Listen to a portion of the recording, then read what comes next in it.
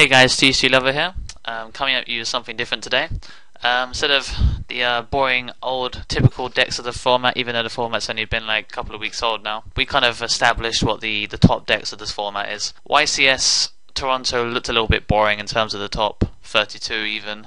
There was a big broad range of decks, but it was pretty much what you'd expect.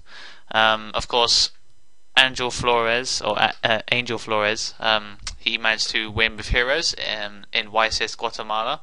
However, in top 16, there was a few other interesting decks. One of them being TeleDAD, and the other one was probably Infernity, I would say. But Auto Reality Games, as you can see the logo, they did a post up on their Facebook. The TeleDAD top 16 that was piloted by a guy called Dennis Zuniga. So let me have a quick over the list and have a quick chat about it. So we got 2 Armageddon Knights, 1 BLS, 1 DAD, 1 Dark Grepher, 1 Destiny Hero Dasher, 1 Diamond Dude, 2 Malicious, 1 Plasma, 2 Veiler, Stratus, Gauze, 3 Krebons, Necro Gardener, Plague Spreader Zombie, and 3 Dark Creators. And for his spells, he's packing some Allure of Darkness, some Dark Hole, 3 D-Draws, 2 E-Teleports, a Heavy Storm, Monster Reborn, 2 MSTs, and a Rotor.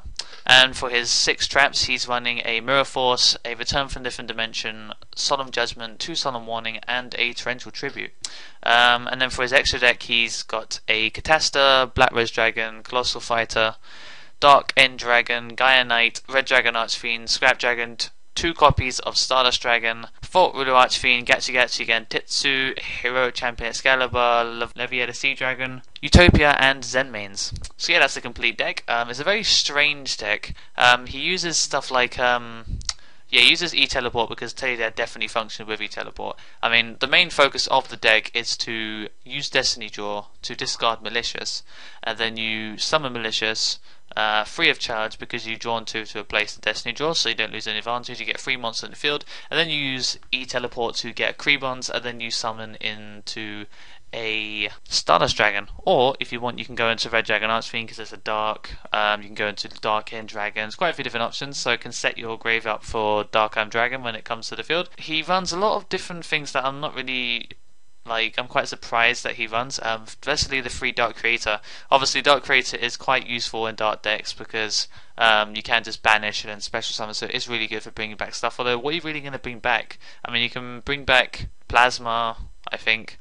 You can bring back Dasher, but realistically, I don't really see. I think it's just basically like Grand Soil, where you're just summoning it, brings back something else, and then you kind of just use that to gain an advantage and sort of OTK in one go. Obviously, he banishes a lot of stuff with this deck because of Necro Gardener, Plague Spreader, Dark Creator. He will be banishing Maliciouses.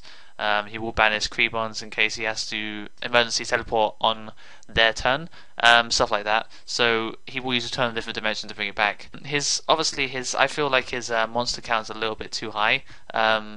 I don't know, I just feel like if he found a way to search for Stratus other than Rota, maybe putting some polydualities, a little bit more consistency, maybe he would have made it to the top. It just seems to me like a whole mess, really. He's got enough light and darks to make it work. You know, he's running 2 Veilers, that seems to be enough generally, but if he doesn't, then he's pretty much screwed. He doesn't even have any lights in his side deck because he's got a Jinzo, 2 Morphing Jar number 2, and 2 Puppet Plants. They're not really lights, are they? So he's kind of in a bit of a problem. I just feel like it's a really big consistency problem because he really should be running 3 lights. Obviously, he can go into. Actually, he doesn't have, except for Utopia, he hasn't got any way of synchroing into a light monster. So I don't understand how this build managed to get so far realistically, but it's very interesting to see that TeleDAD did manage to make a comeback, but it would never be as powerful as it used to be because of the 3 Dark Arm Dragons. That was the core of the deck, being able to summon a monster that can pop 3 cards on the field, especially with priority when that was around. So he could always 1-for-1, you can hit a monster, then they bottomless, so they have to neg 2. They lose 2 cards, you lose your Dark Arm, then you can just summon another one and plow through. So there was a huge difference between now and what it was back then. Unless some more cards come off the list, like Dark Arm Dragon to 2 or some shit like that, I honestly don't see this deck being that popular. I really think that the Infernity deck that made top 16 was probably a lot more successful because Infernities haven't been touched, for many years. Only it was right after they came out that they were touched, and then they were just left alone after that. And during that time, they've got given new cards that have actually powered them much better. And obviously, traps have definitely become a lot more popular now. So realistically, Infernities probably would have done a lot better. I think they played each other in the top 16, but I'm not too sure. But yeah, I hope you found this deck profile to be interesting to look at. A big thanks to Auto Anti Games because they're putting up loads of different deck lists from YCS Guatemala, and I keep commenting on them on my blog. So yeah, check out my blog, TheTCGLover. It should be in my description of this video down below. Comment what you reckon about this deck, if you feel it's a bit of a problem with it, if it's good, if you like certain cards, certain text and stuff like that. So yeah, thanks for watching guys, and until next time, TCGLover out.